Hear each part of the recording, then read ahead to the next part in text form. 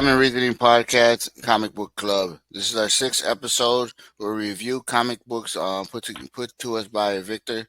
And we review, we see we like, we dislike, or we compare it to the past comic books that we've read. As every comic book episode, I have Victor Jr. with us. Hello.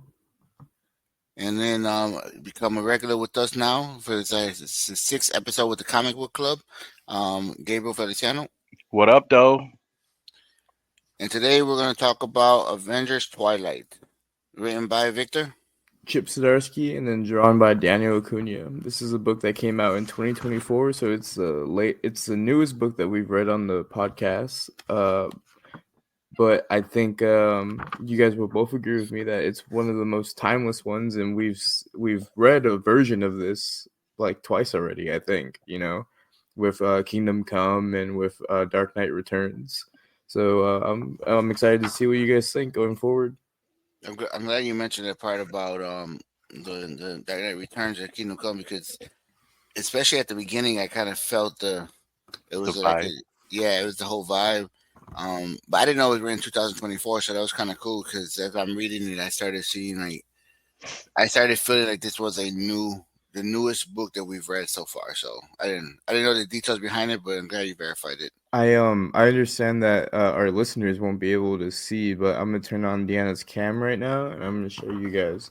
I was collecting these floppy as they were coming out. Oh wow! So every single month I was getting the book. Yeah, I was picking up a copy of Avengers Twilight. There's 6 issues, and these covers. I bought the variants, and they're covers by Alex Ross, who we'll remember from Kingdom Come, which I thought was pretty cool. Well, and they had those covers inside the books that we had, right, Gabe? Because I know you even posted one yesterday. Yeah, which was my favorite. It wasn't the variants. It wasn't the variants though. It was just the normal ones. Yeah, the normal covers are cool too. I think I have 4 of the Alex Ross ones, and then the number 1 that I have is the Daniel Acuna cover. And just don't get me wrong, I love Daniel Acuna. I think this is one of his best work, in this book. Have you guys heard of Daniel Acuna? No, not till this book. I didn't know about Daniel Acuna until I started reading this, but since I've been reading more and more Marvel books on my own lately, he's been popping up a lot as I've been getting into like the new Avengers era in like 2013. He's very involved in like Brian Michael Bendis's whole like new Avengers project, and his art style in that book is really great. I like it a lot, but seeing how much more refined he gets 12 years later in 2024 is actually a treat to see. Nice. It looks like someone who got real good at their craft and has only continued to do like so good and being recognized for it. Well, I never heard of him, but I like the artwork in it. So yeah, it's very, it pops, Yeah, that's what I was just gonna say. Do you want to get started on the first chapter there, Victor? Yeah, and I think for this one, since we all read it and it's pretty short, I think I'm just gonna blaze through real quick about like what the story is. We start off with where we've seen many of our heroes before, Superman and Batman, but we start off with Captain America, who's now living in the future that has forgotten about the heroes and are willingly trying to move past it. This is an old Steve Rogers who doesn't have the super soldier serum anymore. This is a Steve Rogers who tried running for senator, it seems. And it's we pick up with him on the anniversary of H Day. And we don't get to find out what H Day is yet so far. But he's going out to meet to go meet with Luke Cage and Matt Murdock, Power Man and Daredevil. And they're just gonna have coffee, reminisce about H Day.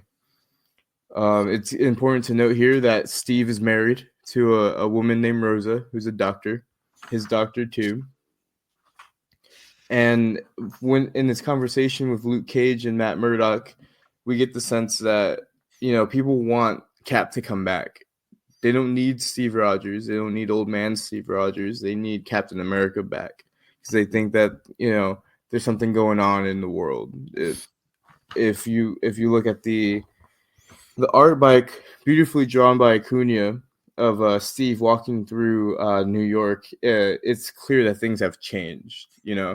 There's a huge amount of just people wearing visors. It looks like VR goggles. And there's a lot of holograms all over the street. And then we see people in what seems to be Iron Man armor walking around patrolling, as like these are cops. Mm-hmm. And we even hear from Matt that he's overrun with cases about the Watcher Act, which is kind of making it illegal for people to record with their phones, which will come back, into play later. There's a huge curfew in effect. It's very much seemingly so that since the heroes have stopped being heroes, the world has become like everything that they feared. Steve has seen the United States that he loved in his prime in the 40s become a fascist state in 2024 or whenever this book is supposed to take place, because Marvel's time scale is always sliding. The one thing I'll say is that the artwork at the beginning, mm-hmm. It was so well done that it hit a little too close to home. Oh yeah, when he's getting up from out of the bed, he looks like he's in so much pain. And it's like everything like cracking as he gets up, and it's just the way he sits on the side of the bed and then gets up, and he has the fighter slouch like Bruce does in Dark Knights. Yeah, exactly. Getting ready. Like, I'm getting too old for this shit. Yeah, but it was so well drawn that it hit too close to home. I like that Steve's old man glasses are like the Jeffrey Dahmer 70s glasses. Mm-hmm. Yeah, right. And I like how, I didn't even notice before you said anything about how Alex Ross had part of it. You can tell where it's like Acuna, but then in like certain parts, you see that you could tell it, because that's what I thought. I was like, man, this really does feel like Kingdom Come because of the art, as far as the artwork on it there. It's very grand. Yeah. Yeah, you can it's funny how in projects like these you can see that Alex Ross is just gravitated towards them. Mm-hmm. Like as if like his agent is out there reaching out trying to find out if people are doing like Twilight stories. This is what I'm going to affectionately call them, Twilight stories. Heroes at their end days. Mm-hmm. And it's just cool how he pops up. Yeah. We pick up back at Steve at his apartment with Rosa. And he's cooking some greens up, and they're talking about how he doesn't really want to come back into the Cap costume because he knows his time is done. And Rosa is also telling him that, like, what does Luke Cage and Matt Murdock really expect you to do? Put the A back on? As an old man, you have no super soldier serum. There's nothing you can do. But just as that moment happens, on the news, read between the lines, part 1, The Lost Nazi, and it's a docuseries that is airing, and it's about how the Red Skull is not really the villain he has been portrayed to be. And I've seen that, and that took me to the movie though. But yeah, and it's just a slap in the face. Like, what the fuck? Steve has been fighting this guy since 1940. Right, and all of a sudden he's getting heroized, or like deemed like a hero. Yeah, they're trying to say that he was working from the inside to take down Hitler. And this bothers Steve, this deeply bothers him because I think they get into it a little bit later, but it's something that's ruining his legacy, and it's something that he's proud of. His legacy as Captain America is something that he's very, very proud of. It's not like, when we read Dark Knight, Bruce was kind of not ashamed of it, but hid from the Batman persona in his old age until it came back to him. Superman, Clark had to be they had to seek Clark out in order for him to put the cape back on. Yeah. But Steve actually holds on to it, and it's really a part of him. he goes into his room and he looks at an old picture of Giant Man, the Wasp, Thor, Tony, and himself. You know, the original Avengers minus Hulk. You know, because it's hard to get him for a picture, I suppose. And he just says to himself like, nobody cares. And we hop over to the Avengers, the present day Avengers, and they're, you know, apparently they stopped the Hydra bombing and it's going well. But we're not really too focused on the new Avengers. We're focused on the person who's watching the newscast, and it's James Stark, who's the son of Tony and Janet Van Dyne, two of the original founding Avengers.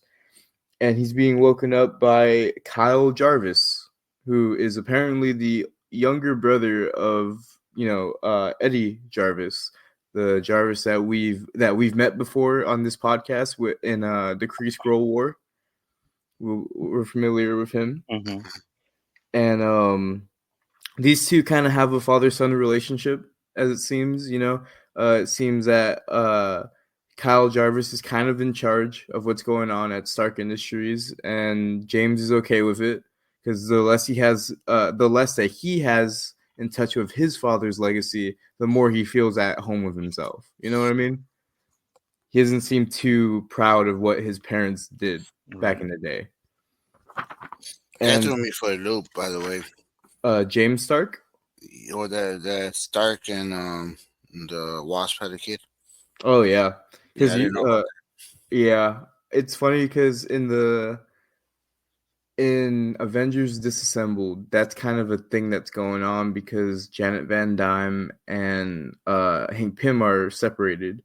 And so Janet's going around and she's like, you know, exploring her options. I think she even has like a little stint with Hawkeye for a bit, but it doesn't last long. But this is kind of, if you read like normal Marvel, this book is kind of like a, hey, this is how things could have happened if they happened the way they did. And it's very cool.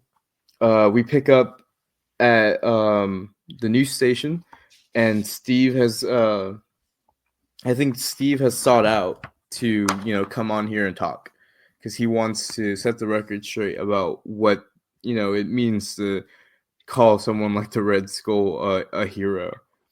And James Stark comes out of not comes out of nowhere. I'm sure they planned this, and he has some words to talk to. Like he has some words for Steve. Basically, to sum it down, Steve is saying, you know, it's a slap in the face. The Red Skull's a monster. A lot of good men and women died trying to stop him.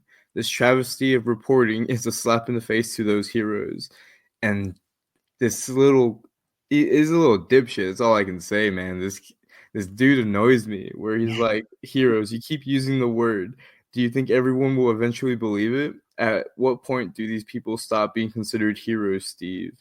You and the others, like my father, painted the world as black and white, heroes and villains, but then you brought us H-Day. And then we finally figured out, we finally get to see what H-Day was. They refer to it as Hero Day, a national tragedy. And it's a day of reckoning where the superhero community just, you know, failed. They get into it later in this book, but I don't mind, like, you know, going over it now. It's where all the villains, all the heroes' identities were let out, and so because of that, every hero went back home, and they were ambushed when they got home. And it's kind of like how the Old Man Logan story starts off. You know, all the villains won, and now we're living in the aftermath, and this is what's happening here. Jimmy even throws out that how can you guys ever say you were heroes? You guys were never in control, and we don't even have to look that far for it because you never could have control of Banner, which is something that I think is great. It's something that they always bring up in every Avengers book, is that it's kind of their biggest failure, that one of their founding members is Bruce Banner, someone who cannot control themselves at all, someone who causes so much death and so much destruction throughout the world, and yet the Avengers can never really put a leash on him, which is, you know, not really what they would do. They would never put a leash on Bruce. They want to give him the opportunity to be better, but it's not always the case. the way this argument unfolds, Steve ends up leaving the broadcast and he storms out. And he has this moment where he goes, he's still a kid protected by Jarvis's younger brother up in that damn castle in the sky. When I was his age, I was in enemy trenches watching my friends die. And then he starts having little flashbacks to H-Day. And I don't know if, Dad, you don't have your copy, but Gabe. I should read online. Oh, nice. So he has this little flashback, and you can see a couple dead bodies. And I want to point out that I think Mrs. Fantastic is dead, Sue Storm, in that top panel. Mm-hmm. I'm assuming that's supposed to be the Protector or maybe Cyclops. Can't tell because of the belt. Right. And the Vision. The Vision is definitely dead at Cap's feet. You caught a lot more in that picture than I did. Yeah. It's very interesting because Chip Zdarsky has mentioned that he wants to do a Fantastic Four Twilight and an X-Men Twilight. Oh. Which I think would be awesome. Yes. So all these, memories are flooding back to Steve, and it's affecting his heart. He's I think he's he's either having a heart attack or it's just hitting him so hard that it feels like a heart attack. He's remembering what that day was. And so like I said, they find out the secret identities have been blown wide open. Everyone's being lured to their loved ones in ambush. Groups of civilians all enhanced. They don't know who's doing the enhancements yet, but all these villains are juiced up. They arrive at the scene, somewhere in New York, and they find Peter Parker, Spider-Man, he's just impaled through the chest, and of course he's joking. Hey, Cap, you should see the other guys, because I sure didn't. And Cap's, is trying to calm him down. Peter mentions that he saved his aunt. He tells Cap who she is, May Parker, and he asks him to promise him that he'll keep her safe. And then as he's dying, Peter's saying, "My name is," but he doesn't get it out. And that doesn't matter because Cap knows a soldier is, as good as a soldier is. And you're Spider-Man, son. You're the best of us. Giving him that little motivation to move on to the past life. So that's where, if you were reading this and you're like, "Where's Spider-Man?" And he died. He died a long time ago. At this point, Steve is recovering from, not his heart attack, but that feeling, that deep dread feeling that he was having, and he doesn't know what time it is because the sentry guards in Iron Man armor that we mentioned earlier start coming around, and they're like, "It's almost curfew time. You need to get indoors unless you want to be inside of a cell." And Steve, Steve respects authority, so he's like, "Yeah, don't worry, officers. I'll be on my way." But a group of kids skateboarding with a flare and a camera are coming by. And the sentry guards don't like it as much, especially since one of the kids has a camera. And as we mentioned earlier, the Watcher Act is in effect. You cannot, possess any form of camera that can record anything. Recordings are illegal in this time. And these sentry guards just start bullying these kids. Like, breaking their stuff, roughing them up a little bit. One of the kids says, "You fascist fuck." And then the sentry guard says, "Big words for a punk." And Steve has this moment where he's looking. He goes, "You can't help here. You're an old man." But he does anyway. He steps in and he goes, "Officers, I think they've learned their lesson." And they're like, "You need to be going back, home. We already dismissed you. Don't worry about this." And he goes, "No, I think you'd best be moving along." And he thinks about it for a second, and the dude points a baton at him, and Steve grabs him by his forearm, brings it behind his back, and has him in a hold. And he goes, "You're slower and weaker, but you fought in wars. You fought these types of people before. When they're not beating old men and children, they crumple like newspaper. And he's getting the upper hand, and I like it a lot. It's so Yeah. cool. May I also add real quick that Uh-huh. before, like from the time at the studio, well, actually the from the beginning, this is Mm-hmm. probably like our best grumpy old man in the comics right now. Oh yeah. Is and you see the build up and more, even though the anxiety building, but you could tell he's getting more angry too, and Mm-hmm. just like fed up with it. And I that's what I loved about you. Like you actually feel it in his face, in the Yeah. facial expressions. They captured that so well. He's just disappointed, Yeah, and you yeah. can definitely see it. So he's able to stop two of them and throw one over, but these are fully armored Sentry like units, and they do get the upper hand on Steve, and they start beating him in the back of the head with a baton. Because that's like Steve even says, they only know how to beat up old men and children. So they get the upper hand on him, and they start beating him from behind, and they're actually hitting him pretty hard and a lot. And they're mentioning that should we take him in? Do we even want to deal with the paperwork? We can just leave him here. But at that very moment, some hooded figures come and they start knocking these sentry guards out. And Steve has this thought to himself. He's like, "You're not going to die yet. You're good." And then we cut back over to James Stark, because he has a deadline with the United States Army, and uh, he has to have a refined version of the Iron Man suits ready by some time soon. And so he only knows how to do that by going to the raft. They mentioned it earlier, where Kyle Jarvis was like, "Well, if you can't think of anything yourself, go to the raft." And as we're walking through the raft with James Stark, we get to see that, oh shit, they've been experimenting at the raft for a long time now. Hmm. Uh, in one of these panels, we see the symbiote. Yep.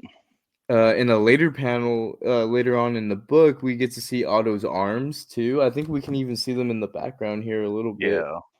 Yeah, I peeped out. And the glider, but it was like invisible, almost like Mm-hmm. translucent. That's Yeah. So the goblin. there's things here that James is using to fuel his ideas, but then we see the big reveal on the next page that his father's still alive, Tony Stark, and he's kind of kept in a glass cylinder with water, like in Futurama. Yeah. They've got him Futurama in there, and he's not talking. In this panel, his eyes are kind of open, but he doesn't seem receptive of his son. At the same moment, we cut back to where Steve is, and he's been quote unquote kidnapped by Luke Cage, and he gets told by Luke that Matt's dead. Matt was helping the wrong people in quotations, and they got rid of him. Um, it turns out that Luke has been basically having a resistance underground that he's been calling the Defenders, and they've been going around trying to help people that are being bullied by these sentry guards, and being arrested for things that they can't control. And as we go, Luke is just mentioning to Cap what Cap already knows, that Janet and Tony's kid is behind all this, and he's basically the deep state, and we have a solution. We know that you can't accomplish anything as Steve Rogers, but maybe you can as Cap again.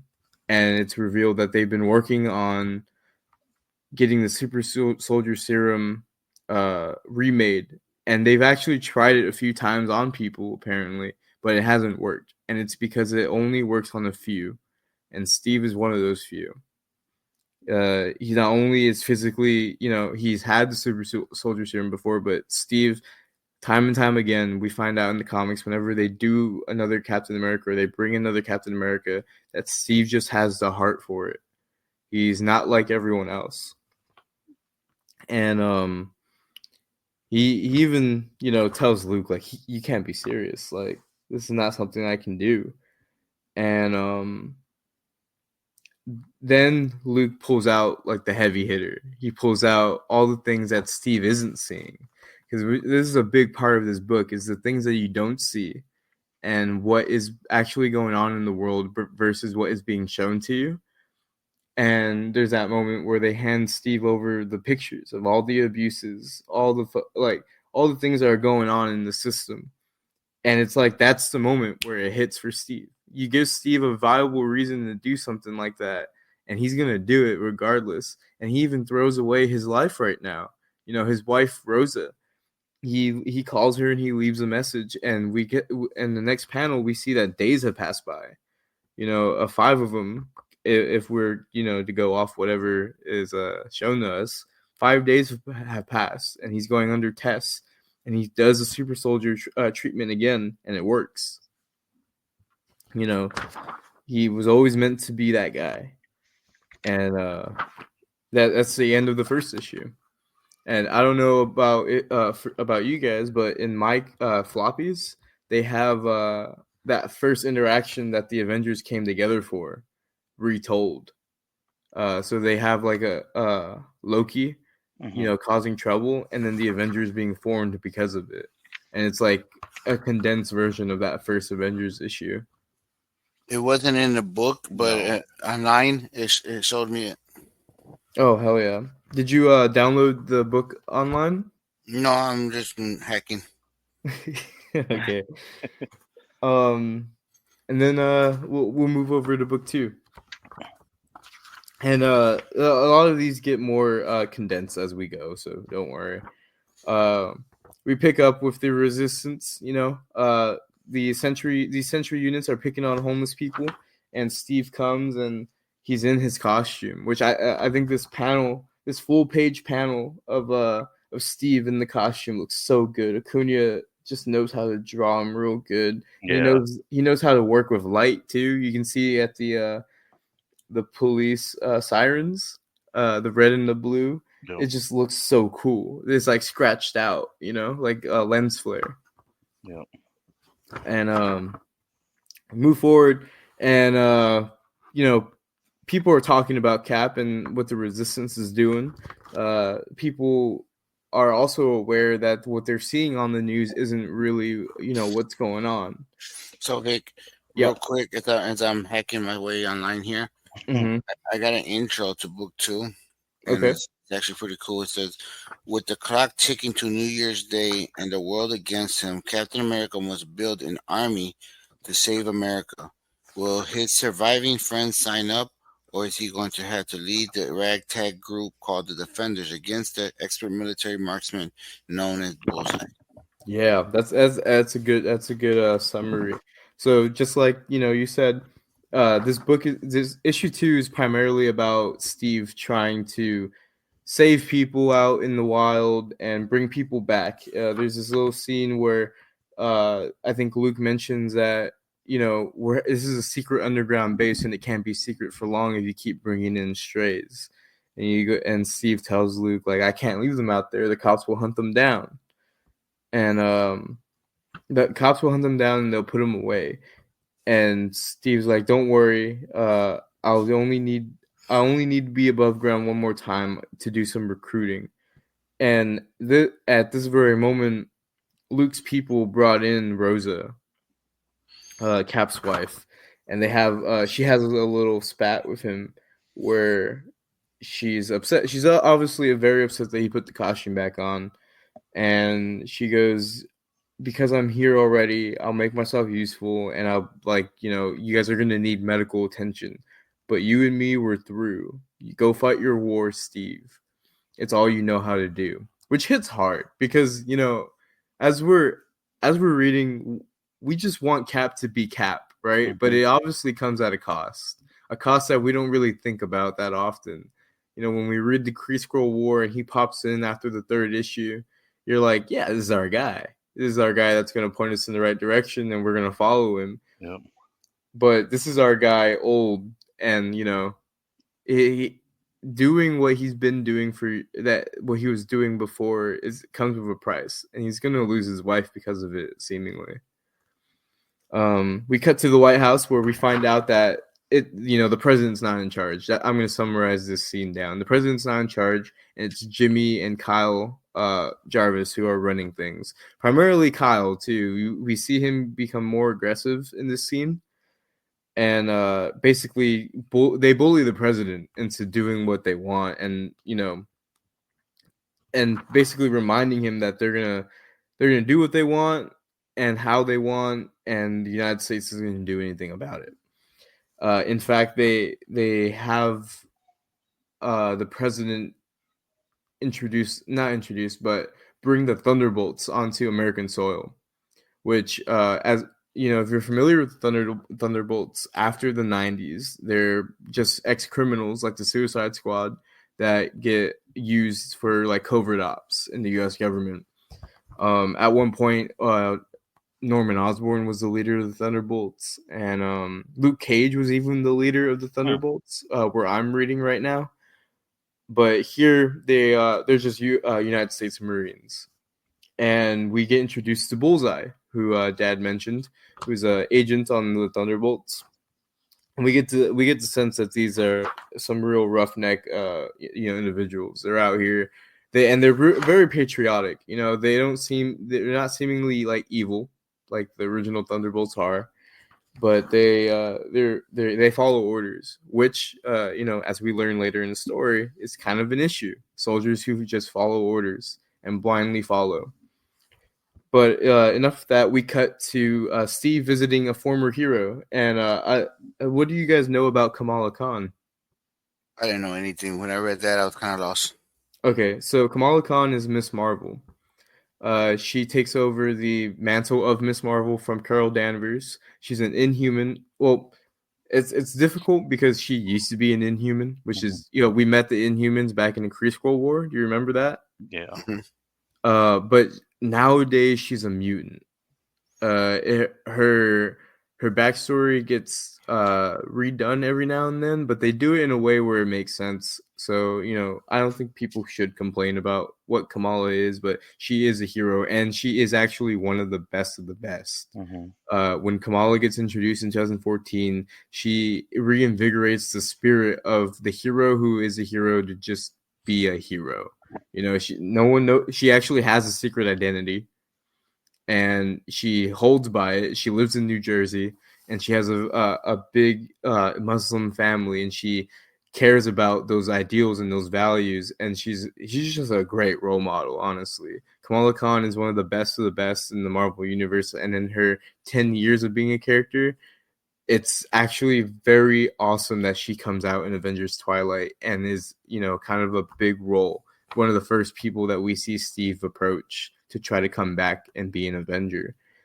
And unfortunately, this call for help, is kind of not answered by Kamala. She says that she doesn't know who Miss Marvel is. She doesn't know what's going on in the world and why she needs to be a part of it. All she knows is that she's a mother and her boys need her. And Steve is like, if you don't end up coming out and helping me with this, we can't guarantee the kind of future that those boys will have.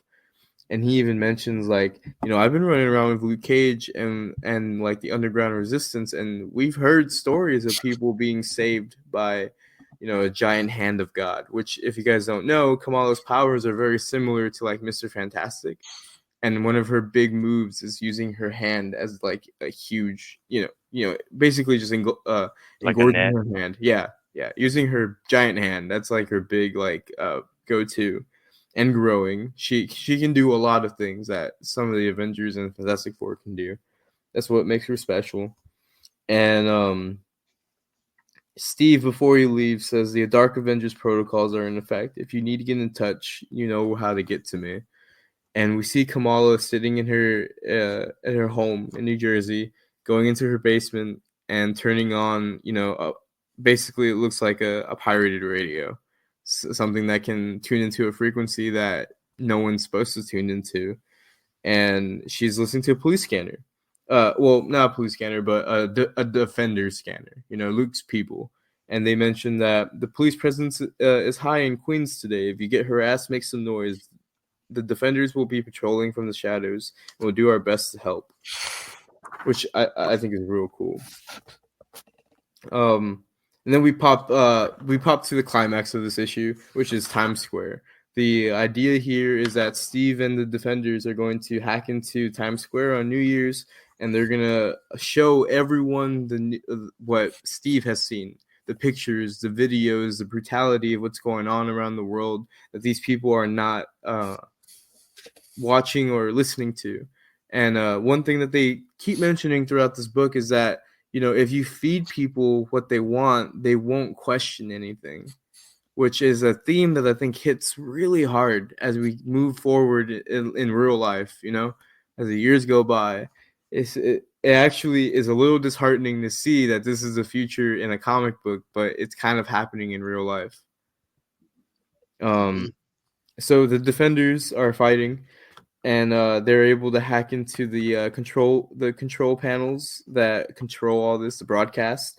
But Bullseye's entered the fray, and it's interesting that we don't see Bullseye for a few, like, I think a few pages. All we see are her shots that hit, and it's very cool. Steve is fighting. It's also important to note that Steve doesn't have his shield. He's just wearing his Captain America uniform, and he's super soldiered up, which is good. And he's defending a character that we're meeting again. We met him once in Luke's bunker, I think. Tyler, who is a defender that works for Luke and is just very, very good with technology. And it seemingly Steve respects him a lot. You know, Steve is the type of person that likes intelligent men. I don't think Steve considers himself that intelligent, but it seems that he follows men like that and enjoys having them around because they can offer him something that he can't do, and he respects it a lot. The Sentry Guards start opening fire on Steve as they're, you know, hacking the broadcast, but they hit an innocent in the shoulder.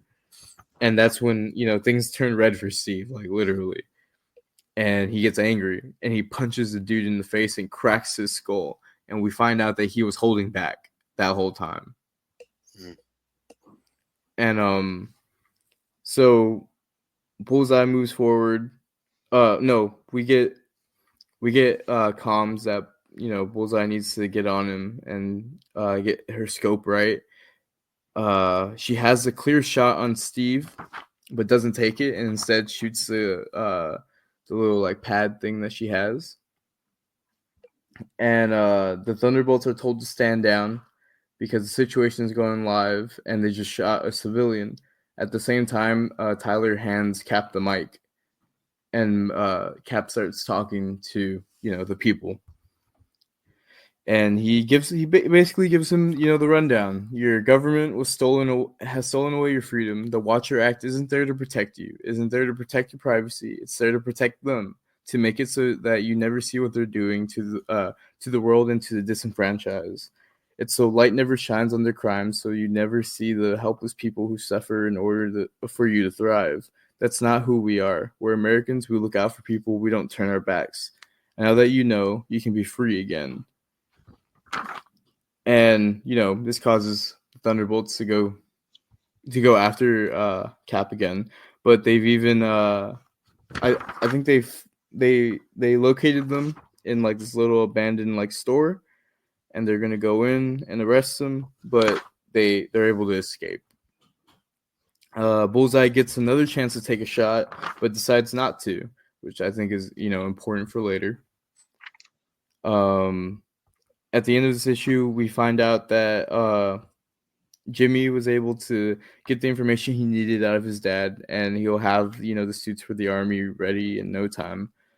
But Kyle Jarvis says, "I don't want them for the army. I want them for you." And he keeps, you know, calling Jimmy son, which is something that it's very funny because in the interview with the news, Jimmy got really upset that Steve referred to him as son.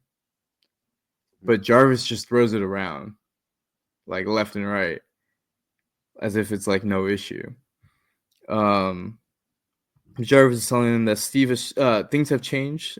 Steve Rogers is a dog with a bone, and the only thing that will cause him to misstep is knowing his son's friend is inside that machine. Referring to him putting on the armor, and So to this point, he hasn't put on yet, right? No, at all. He even makes it a point earlier where he goes, he doesn't want to wear these fucking death machines. He calls them. So he's very against the idea of arms manufacturing, but he does it. He's like the opposite of his dad. Tony stopped making arms because he saw that it was bad. Jimmy sees making arms as a way for him not to get his hands dirty. And they kind of play how basically Tony felt about his dad, Howard Stark, and like especially in the beginning of like the Iron Man movie and whatnot, like he was like so against what his dad stood for, or at least he thought his dad stood for. Yeah, I exactly. thought that was a nod to that. Okay, and then it's very funny in that last little 3 panels. He goes, Iron Man is your destiny, James. Tony Stark and Janet Van Dyne didn't sire a fool, and I didn't raise a coward. Which is crazy. We pick up with Kyle, and we get to find out what his deal is. And I'm glad I get to just refer to him not as Kyle, because Kyle is such a stupid name. But it's the Red Skull. Kyle Jarvis is the Red Skull, and we get revealed that he's the one who planned out H-Day. He planned out H-Day, and he had the help of Ultron to do it. So the villains that we were talking about earlier that were enhanced by Ultron. Let's see, and we also find out that there's a deal between Ultron and Red Skull. He's gonna leave when the Red Skull finally dies. His plan is to leave the Earth to Ultron, and in exchange for that to happen, Ultron needs to help Red Skull get to what he wants. He wants. Yeah, that's the plan. We go back to Luke Cage's bunker, and we're trying to figure out what the results are of Steve's speech. Are people empowered? Are people moved? And what do we find out, guys? They didn't do anything. Nope. Nobody. If anything, more people are against Steve and the Defenders than there were before.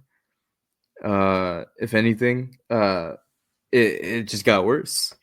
And nobody was swayed by his speech, Tyler says. And the other Defenders out there are bringing back stories that, if anything, more people are against him, us more than ever. And he says he told Cap the reaction. I don't think he's taking it well. And I really like this part because it's really cool, and it's exactly how I picture Luke Cage to be. Every time I read Luke Cage, this is what I hear, and this is how his attitude is. He walks into the room, and Steve is sitting there full of pity. He's like, I don't get it. I thought I could just tell people what's been happening, and they'd believe me, join the fight. I thought that their freedoms meant something to them. I thought that the flag I wear meant something to the people, and then smack in the back of the head. He turns around, and Luke Cage says, "Shut up. We don't have time for your sad American dream speeches. We don't do this shit to be liked. We do this because it's right. Bad people are doing bad things, so we stop them. Yeah, it could be easier if the world was with us, but we'll do it on our own if we have to, like always."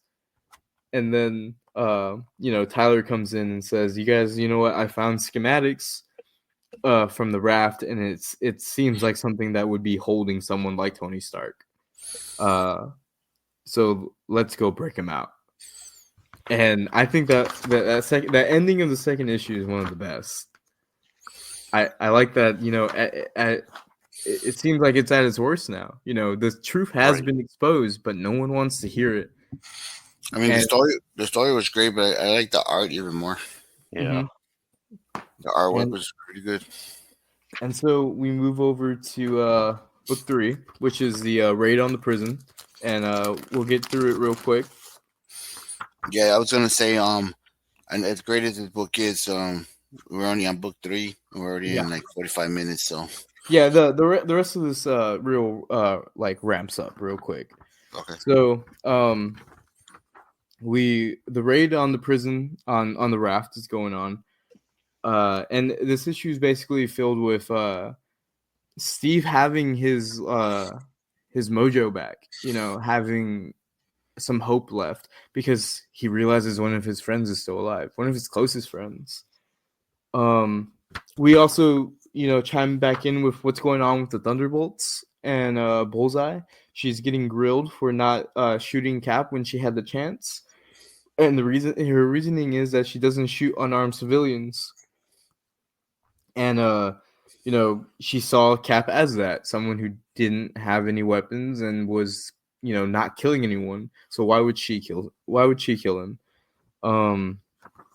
Steve plans on going on his own in order to go to the raft and get Tony, because as he says it, there's no one left. It's just him. The defenders are too young to do it, and Luke is too old, so he has to do it by himself. Tyler convinces him to take him along because Steve doesn't know how to get past any of the raft security. And then we cut over to the raft where we see a little monologue that James is having, talking to himself, indulging himself, and telling his dad that he's so much better than his dad, and he finally made an armor without him, and he doesn't need him anymore, which will come into play later. And Steve and Tyler land at the raft. They put on Tyler puts on his Defender's costume, and they get to the door, and the door opens, and Cap is like, "All right, you can stop here. I'll go." He says to himself, he's not a soldier, and the raft is no place for civilians. So he moves forward, and he's looking through all these windows, and we get to see a little bit more of what they're doing here at the raft. So we see the Vulture's wings, we see the symbiote on the left, and we see Otto Octavius's arms on the right. And basically, they're up to no good here at the raft. They've never been up to any good at the raft. I'm not going to lie to you Makes guys. you wonder if they were trying to do their own Sinister Six or something like that. Oh, for sure. You know, they were definitely trying to replace the Thunderbolts that they have currently. yeah. And Steve makes his way through the raft, and he finds Tony's location, and he doesn't know how he's going to get him out.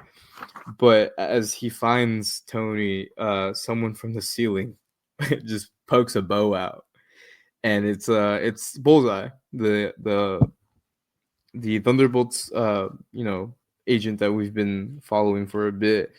And Steve is, catching her and is like, you didn't shoot me for a reason. You have a good heart. And she's like, it doesn't matter what they told me. You're corny as hell. I almost feel sad to drop you, but orders are orders, and you're a terrorist. And he goes, is that what they told you? And she goes, doesn't matter what they told me. No, I suppose it doesn't. You're a soldier, just following orders. It's easier to do that when you don't hear the truth. At the very moment, James comes in, and he gives his usual shit to Steve. It's cool because they mentioned it in the first issue, and I kind of went over it, but Steve is like kind of annoyed because Tony and Jan were the ones in the Avengers that used to give him shit about his age and how old he was and how old-fashioned he was.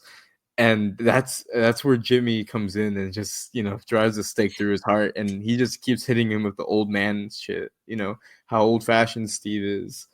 And he's like, I'm gonna call the Avengers and take you in. But at that very moment, Bullseye becomes Hawkeye, and she shoots Jimmy in the shoulder, kind of sending him to the ground. And then she joins Steve. This from this very moment, she joins Steve in his crusade. She doesn't really give a reason why she helps him other than she thinks is right, which is, I think, more than enough of a reason to join Steve. They were able to actually put Tony in a miniature little canister, so he really is like a head from Futurama. And Jimmy's able to sound the alarm, and the raft is now alert that Steve is there. And they have this cool little moment where Steve is next to Bullseye, and he goes, you call yourself Bullseye, but I know a Hawkeye when I see one. If you're with me, I've got one rule: no killing. She goes, whatever, old man. and they start fighting sentry guards. They're all armored up, so the bullets that the Hawkeye is using, they don't really kill them. They're just damaging them and paralyzing them at the most. They get out. Bullseye's Hawkeye now says that she knows this place inside out, and they need to make one stop to make Cap whole again. And they find his shield, and I love the moment where he goes, "With the serum, I can lead armies. With you, I can do anything." And he takes the shield, and they're like, "Let's get the hell out of here." And he starts throwing it at people instantly, and it starts ricocheting around, and hitting people in the head. As they get outside, they're stopped by Jimmy, who's in his own suit, the one that he mentioned earlier that he made, and he didn't need his dad for. And he kind of has Cap pinned down and Hawkeye pinned down, but Tyler is in the Quinjet, and he just shoots Jimmy. Jimmy turns around, shoots the Quinjet. Tyler starts crashing. Steve tells Hawkeye, shoot at the glass. Steve goes in, grabs Tyler, pulls him out. He says this a lot throughout the rest of the book, where he goes, "No casualties today." As much as the world is going into a dark place, Steve will not have people die on his watch. No matter how dark everyone's getting and how willing they are to kill each other. Jimmy's willing to kill this kid Tyler, who he doesn't know. Cap won't have that. And let's see. They keep fighting. Jimmy's actually going crazy. He's on the raft, just needlessly destroying things and causing his own people to even get injured. And Steve is begging him to stop. He needs to save these people. He doesn't care that they're on the wrong side. Steve is going to save these people, but he can't because Jimmy's being a little hoe and fighting him. We get little cuts that Daniel Acuna does to the soldiers drowning as Cap is drowning in this little fight that he's having. Let's see.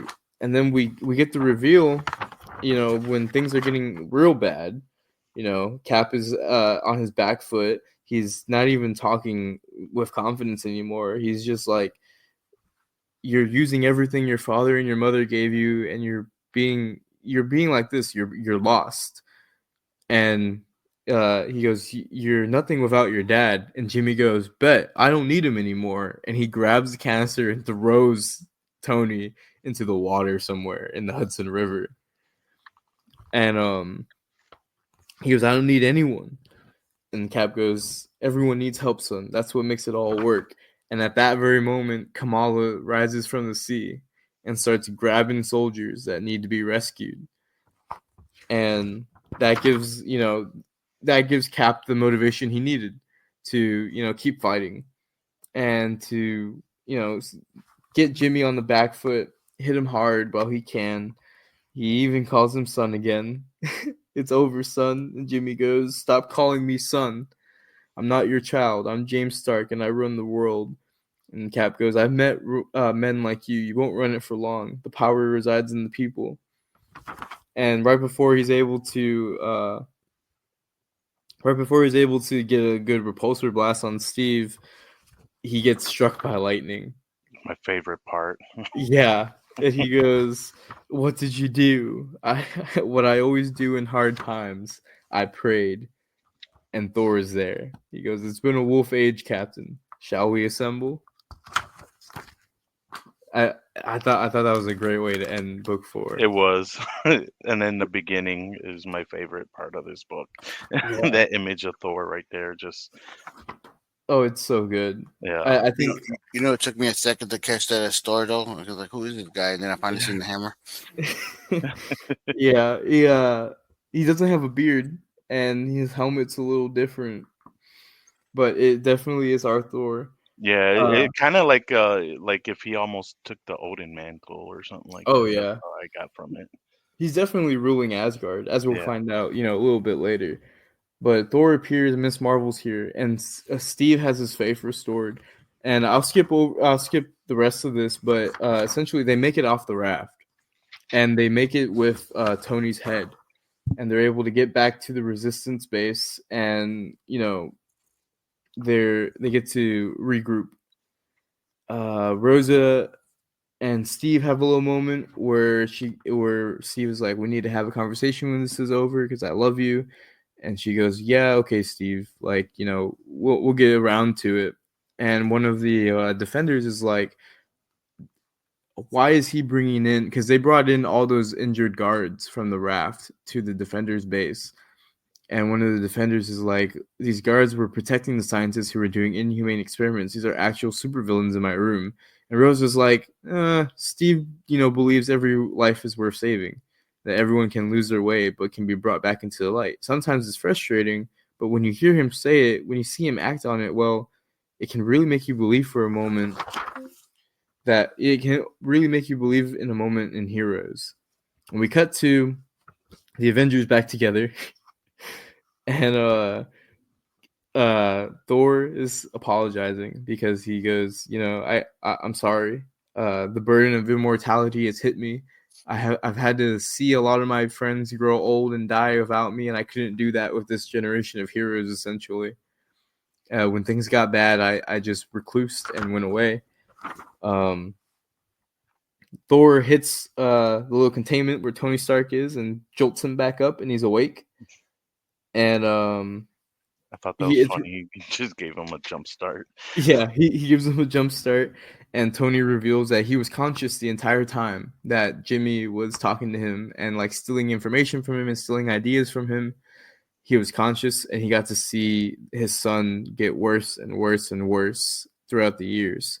But more importantly, he reveals to Steve that Kyle Jarvis is the Red Skull, and he's got Jimmy in his clutches, and he won't let go. He also reveals the plan that Red Skull is going to seize the military for himself, and he's going to use the resources that he has available to him to do it. They have this little moment where they're like, well, if he's been doing this from the shadows this whole time, why does it matter that he comes out as the Red Skull now? And Bullseye has this cool little line, or Hawkeye, my bad. Hawkeye has this cool little line where she goes, all around the world, fighting in countries ruled by dictators, they all had the same thing in common. They wanted the world to know they did this. That if they were all men with irrational egos that needed history books to underline their name in red, no matter what. And then instantly Thor clocks it. Oh, this is our new Hawkeye. Cool. Yeah.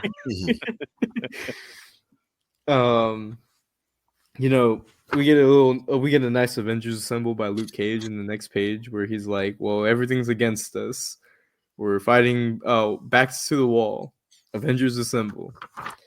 And we move forward a little bit, and it's we get to see Kyle, who we now know is the Red Skull, reveal to himself to Jimmy that he is the Red Skull.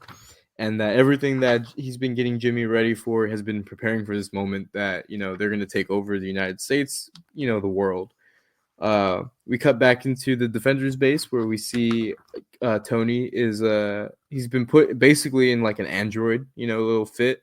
His head is he can move around on his own now. He doesn't need to be carried in a tube. And Steve is asking, like, do you remember what happened? He's like, all I remember is that H-Day happened, and me and Janet were on the run, and he had a plan. But then he remembers the plan going bad, and then he remembers pain. And presumably he's just been in, stasis for since that time. And we see a panel of S.H.I.E.L.D. agents just encircling Tony, making sure he can't get up. But he doesn't remember what happened to Janet. He knows that they separated, but that's it. He theorizes that maybe she's a frozen head somewhere, staring at her son as he careens towards fascism. But he doesn't know. He doesn't know what happened to Jan. No one knows. And Steve's like, I'm sorry, Tony, but if she's alive, we're going to find her. And if she's dead, damn it, we're going to avenge her. We need to topple the skull and get to James. And if I remember correctly, the rest of this book is them breaking into Avengers Mansion, right? Yeah. and they get revealed that the Avengers that we've been seeing on TV aren't even real.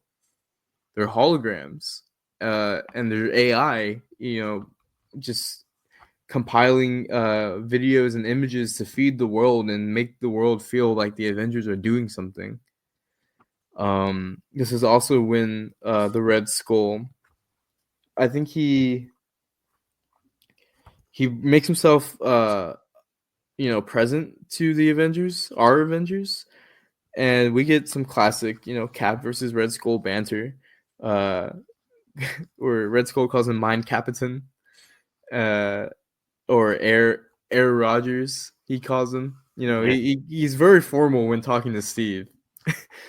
That But German proper speaking comes out. It turns out it was a trap. He knew that the Avengers were going to come to Avengers Mansion, so he sets up a bomb. But before the bomb goes off, Tony needs to get some information, so he tries to get it. The bomb goes off. They all survive, luckily. He got his plans. He got the plans though, and he's already has the U.S. military. He's going to burn down Washington, and at the very same time, these new troops that that James has been working on, start encircling the president, and they arrest the president. Well, they get him subdued, I guess. We cut back to Jimmy and Red Skull, and Red Skull was transforming himself, with some armor into Iron Skull. I'm gonna call him. He goes, "Let's make us official. Let us take America."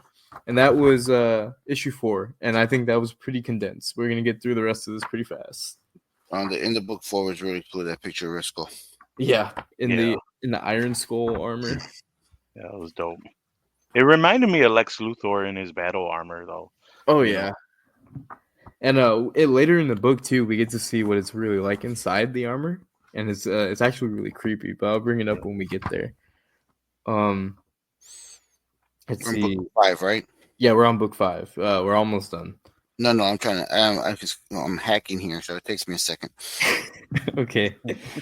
So we find out that James is just falling in line with what the Red Skull wants, because it's someone who raised him, I guess. But we also find out that the Red Skull just completely fucked over Ultron. Yeah. He's like, dude, you're a robot. You're always gonna serve humanity. That's all you're gonna do. So how dare you even think for a moment that when I was gone, I was gonna let you run shit. It's just heavily implied. They don't say it right away, but the Ultron's the reason why the Red Skull has his armor now, and he's made himself immortal. Hey, Vic. Mm-hmm. And I know we're rushing through everything, and it's great. But in the beginning of book 5, they had a memoriam for Paul Neary. I don't have that in my floppy.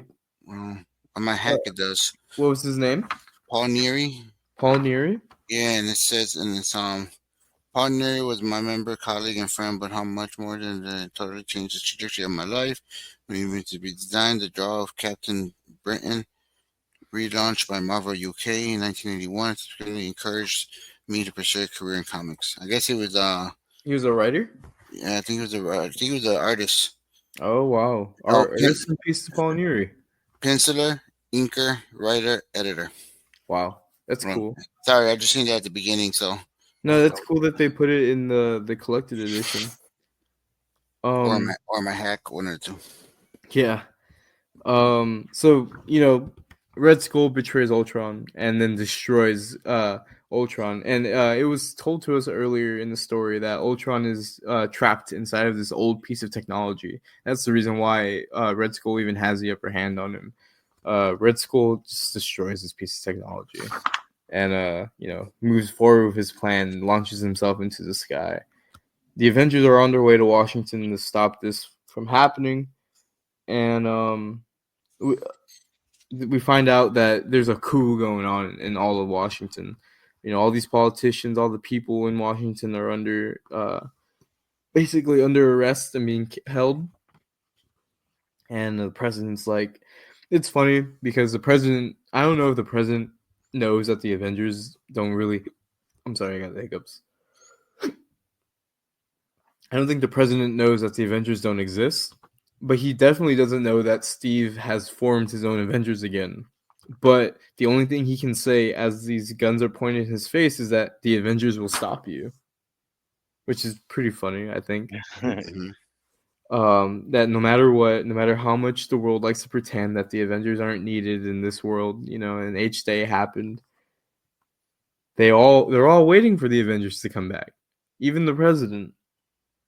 At this very moment, Red Skull lands in, and we get to see what he did to himself in this Red Skull armor, and it looks like everything is just attached into his brain. We see these tubes coming out of his eyes, and he says, "Don't worry, I'm still a man. I still have meat in this armor, but now I have transcended, and you don't have to worry about anything." Yeah, and I noticed that like right at the beginning of book 5, like on the last row of panels, uh-huh. um, Oh, that he was Jimmy. leaking? Yeah, that's why I was like, what the hell, like. Yeah, I think James brings it up too, right? Or at the end Yeah, of book 4. Yeah, he goes, "You're leaking." That's something I didn't realize until now that I'm looking at, how the Red Skull is underneath the armor. He's basically just using his body as a battery yep. to control the armor. The Avengers are coming in, and they're coming in hot. Thor and Iron Man are in the sky. And the Red Skull, before Iron Man can even get in there to stop this from stopping what's happening, the Red Skull blasts the president and kills him. And he goes, "Welcome, gentlemen. The Iron Man has denied our traitorous president a fair trial, it seems." He blames it on Iron Man right away. Mm-hmm. He just blew this man up and then says, "Oh, why would you do this?" They start fighting. And that's kind of what they do for the rest of this book. And even like you were mentioning earlier, Gabe, Red Skull throws it in his face that Howard Stark was also a narcissist, just like Yeah. Tony is. And he calls out for James, and James has his own platoon of iron armor. And he goes, "It's time." He goes, "I know, we're on our way. Tell my father he was better off in the tank." And he starts flying towards Washington. Oh yeah, here's the Paulinier in Memoriam. I got it in my book too. It just came out a little bit later. We see the assault on Washington. Thor lands and he goes, "You are no warriors. Men die in actions." And him and Kamala just start beating up these people. It's cool as hell. Kamala's fist starts growing out and just punches people in the face. Cap is going, push them back, no casualties. Thor's all for it. He electrocutes a bunch of people. And then the soldiers that are fighting even have this moment where, we were talking about it earlier. Soldiers follow orders. These soldiers are like, they may be gods, but it doesn't make them our gods. We make our own destinies. No more tyranny. And that's the thing, right? Is that the same thing can be said by Cap. Same thing can be said by Tony. These soldiers that are fighting are, they're doing things because they're being told to. Yeah, they're following orders, but also because the orders that they're following are such a blanket term that it helps them with their resolve. They have no problem fighting Thor because they know that it's what they need to do in order to uphold the way that they've been living so far, which, as we've learned in this story, people are happy with. People are happy living in a world with no Avengers. And being lied to and not being allowed to do certain things. This is the freedom that they're upholding, and it's kind of dark. This is what people will eventually end up being like. But Steve actually finds the rationalization there, and he goes, "These are minds that have been warped by decades of Nazi propaganda, slowly and surely." Red Skull wasn't just sitting on his ass all this time; he was drip feeding Americans fascism. He goes, "And that's why I exist, and that's why I can't die just yet." And the fight continues. Tony's still fighting the Red Skull. They're fighting about who's a bigger narcissist. And a Red Skull says it's time to raid all the Defenders' houses. So we're led to believe that this whole time it was kind of planned. Red Skull was going to get the Avengers out in the open so that he could strike at the heart, which is, all the people who are at the Defender safe houses. As we've learned, they're sick people. They're people who are injured and people who are too young or, a little too old to fight. And the Red Skull also reveals to Tony that he has a lot of missiles that are heading towards different targets. Specifically, a lot of them are in Washington, D.C., are coming to Washington, D.C., and he goes, if you leave now, and then before he can even finish his sentence, Tony leaves. And he goes into the sky, and he falls right into the Red Skull's plan. He's able to, update Cap on what's going on. Cap says they'll, no, never mind. They get the next order that the Vice President is going to be hit. So Hawkeye and Miss Marvel or Captain Marvel at this point, they go on point and they go after the Vice President to make sure that she's okay. And there's this cool moment where Thor lands in front of Red Skull, and Red Skull goes, "Tell me, God, have you ever fought a country?" It's just solidifying how much of a narcissist he is. We saw that in the fight with Tony, but now it's Cap versus Red Skull. He says, "You fought a country before, haven't you, Air Captain? My beloved Germany. You were a leader of men then, but now you lead children huddled away in the ramshackle buildings across America." And we see that the raid is happening on all the Defender safe houses, but they're all empty. Everyone's out, and they're en route. And Steve gets the okay from everyone that it's that people are coming, and the Defenders have arrived on the scene, and they have riot shields and batons. They're fighting non-lethal, and they're gonna do the job the way that Steve would want. This is Steve's army that he's leading, and it's very cool. I think it's awesome. At the same time, Tony's intercepting these missiles. His son's caught up to him. And they're fighting in the sky, and they're talking about, why wasn't Tony around more? It's like, well, you had me in a fucking tube. Where's my mother? I don't know, bro. I don't know where your mom is. And they're fighting. We see Kamala and Hawkeye do a fastball special where Kamala grabs Hawkeye and throws her, saving the Vice President. And at the same time, Tony tells his son how disappointed he is. He goes, "What? Why are you disappointed?" He goes, "Because you didn't change the firmware on any of the armor." And he was able to hack all the armor that James has been using, and he uses the armor, all the armors, to go and intercept the rest of the missiles. We get the update that the Vice President is safe, so now it's just Thor and Cap versus the Skull, and they're fighting, and this asshole decides that he's a sore loser, so he's gonna drop the real reason why H Day is called H Day, and it's the Hulk. He drops the Hulk on Washington, D.C. I skipped ahead a little bit, but I do want to bring out this really cool little moment where Luke Cage steps out. And he leaves the wherever he is, and he goes, "But I'm worried they're gonna see Cap die."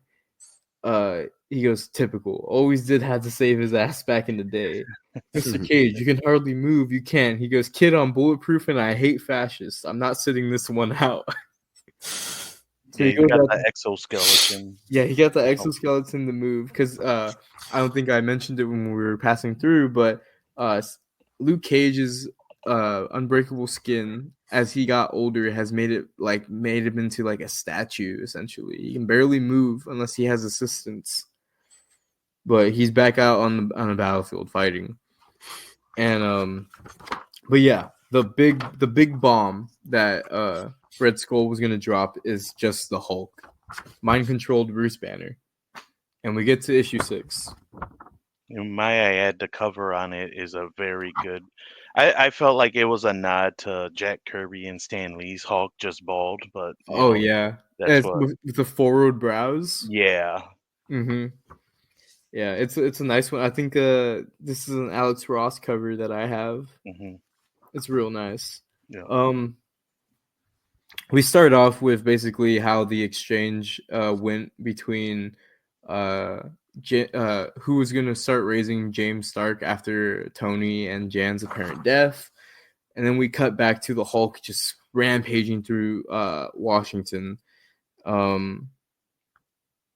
And Steve is having a little like moment where he's thinking about everything that's happened in his life, and you know he's actually like very regretful about what his country did to produce someone like the Hulk and Bruce Banner, someone who can't control themselves.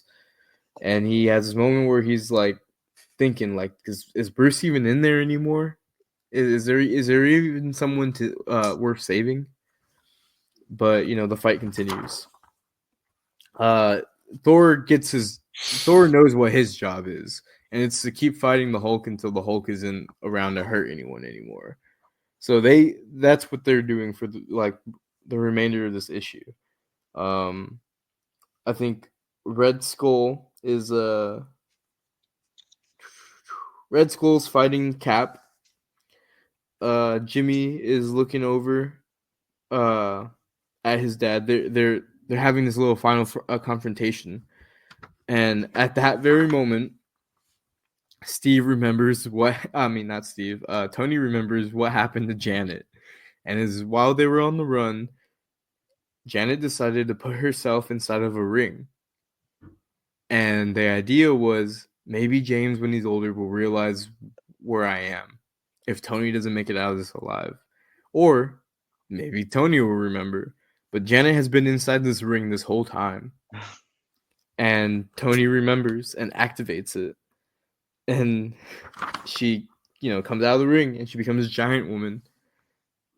And, Tony says to her, I'd like to catch up, but there are bombs falling. She goes, there's always a bomb falling. And she catches the nuke as it was falling in the sky. And you see a little panel of Luke Cage going, well, holy shit. And Cap going, Jan. And then Red Skull just being annoyed by it all and shooting Jan on the side like an asshole. Yeah. Instantly getting her out of the fight. Jan starts shrinking, and she's only worried about what's going on with Jimmy. We cut back to the Thor and Hulk fight. It's raging through the United States. It goes from Washington D.C. to West Virginia, then from West Virginia to Texas, and then from Texas to New Mexico. With every single hit, there's this moment where when they're in the panel for Texas, where it seems like Thor just fucking uses like stiff arms the Hulk and sends him flying for miles. Yeah. They move for miles. They're in Phoenix, Arizona now, and Thor's like, bro, Banner, if you're in there, you need to regain control. And Banner's able to come through, and it's so heartbreaking. He goes, Thor, I've destroyed so many lives. Kill me, please. And Thor's like, Banner, you can fight back, and then boom, the fight continues. Yeah.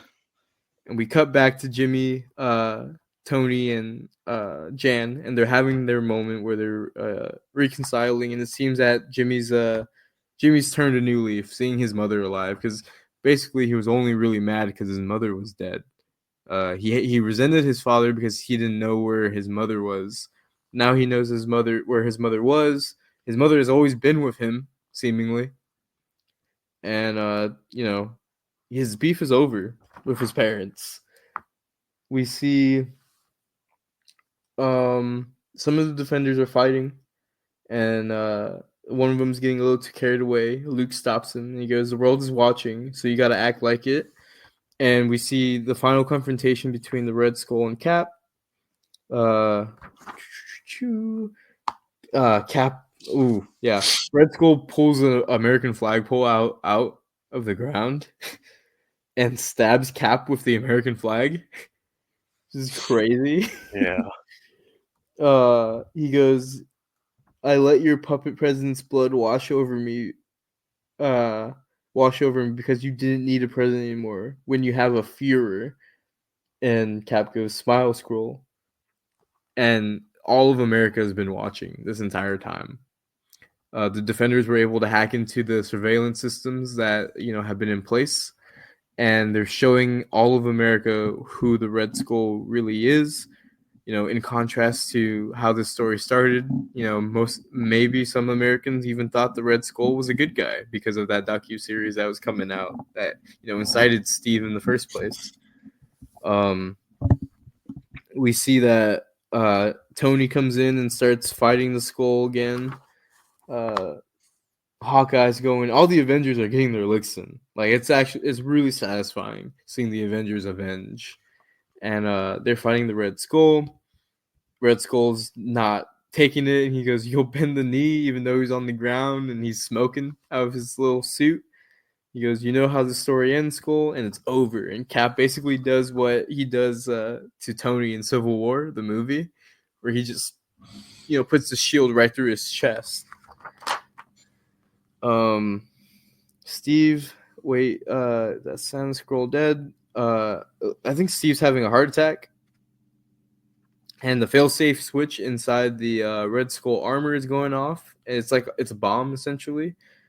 And James starts taking it over to the sky. He goes, he doesn't really say anything. Everyone's talking about what they're going to do about it. They're even thinking Janet is going to jumpstart Steve's heart with her little venom wasp, like I forget what you call them, wasp juice, wasp lightning. And at the same time, Jimmy just takes Red Skull's body and flies straight to the sky. They're able to get Steve resuscitated, it seems. And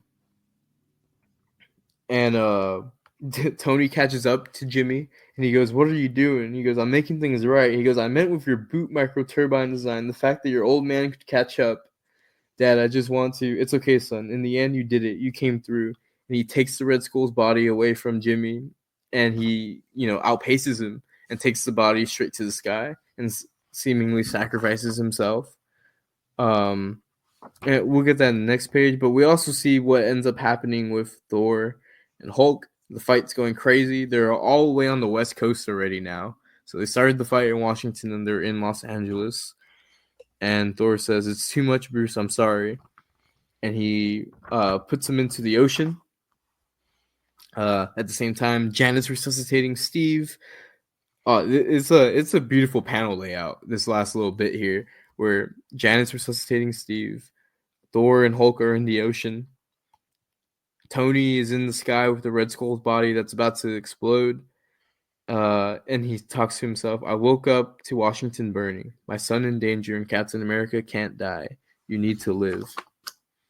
Boom. Red Skull explodes in space with Tony. Thor is able to put his hammer onto Hulk's chest underwater, and he seemingly drowns, which I didn't know they could do that. I didn't know drowning Hulk was an option. Right. But Janet, it actually turns out that those text boxes earlier were from Janet. So she goes, "You need to live so I can update your incredibly retro costume," which is a thing that Janet is like known for. Janet is very into fashion design and and redoing like heroes' costumes.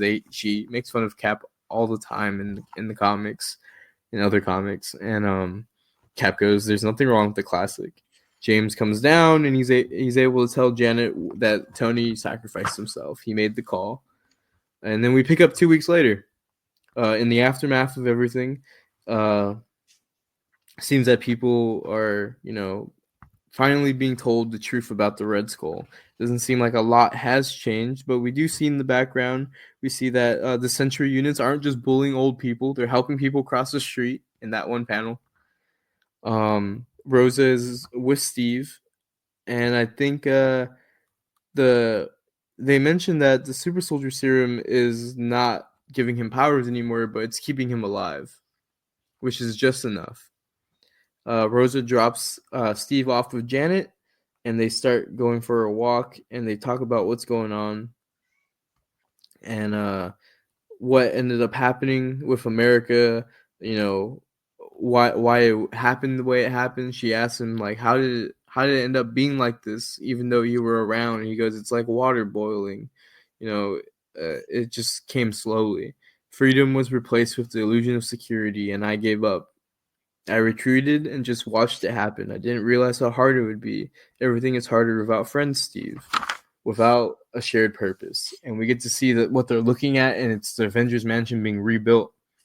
And it's Jimmy rebuilding it by himself. And Janet says that he's barely said a word since Tony died. He just started rebuilding the mansion.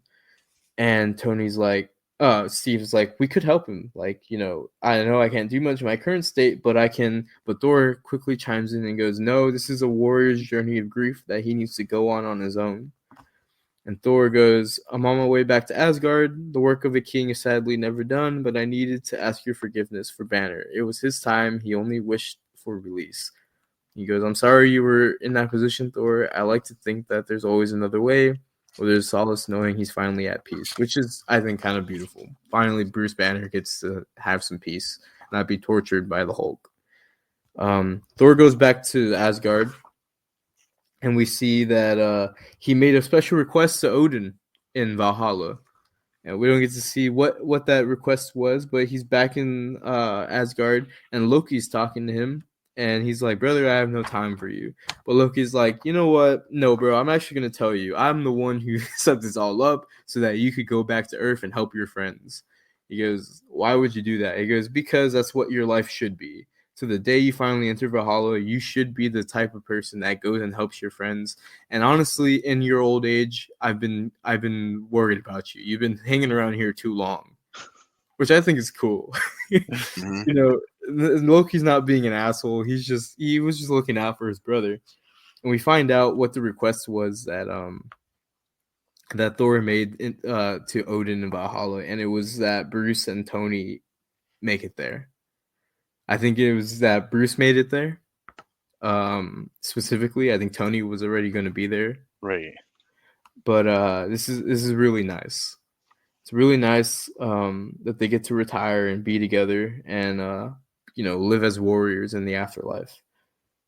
And then we cut also back to Jimmy at Avengers Mansion, who's working alone, but he doesn't need Steve to come and help him. He doesn't need his mother to come and help him, or any of the old guard to basically come and help him. But the people who do come and offer their help is Bullseye, who Hawkeye, but prefers to be called Bullseye, Kamala, and I'm not sure who that other person is. There's a third person, unless that's supposed to be Kamala again. Or one of her kids. It's probably one of her kids. He goes, I can do this myself. And they say, sure you can, but it'll be stronger. It'll be better if we do it together. And that's how the book ends. Hmm. So what was that place? What was that place that they said they wanted Iron Man and Hulk to go to? I didn't know the name. Valhalla? Yeah. It's like where the Norse warriors go when they die. It's like their heaven or Elysian fields or something like that, like how the Greeks have. That one's called Valhalla. When you die in battle, you go to Valhalla, and it's like the greatest honor.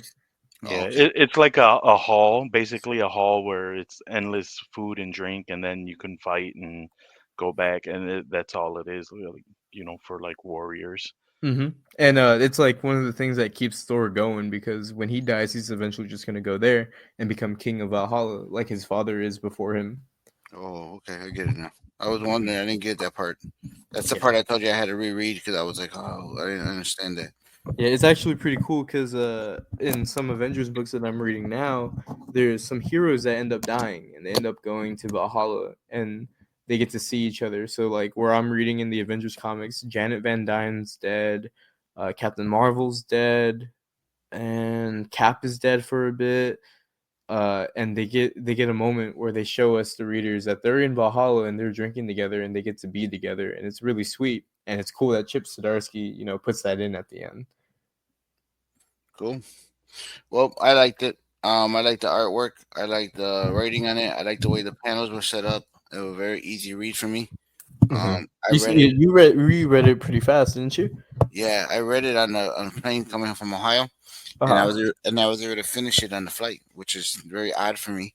Because usually I get to a point where I'm like, okay, my eyes need a break. I need a break, but I was able to finish the whole book. So that's why I told you guys a couple weeks ago, like I'm done. Hell So yeah. I liked it a lot. It was very good, and like I said, I loved the ink on it.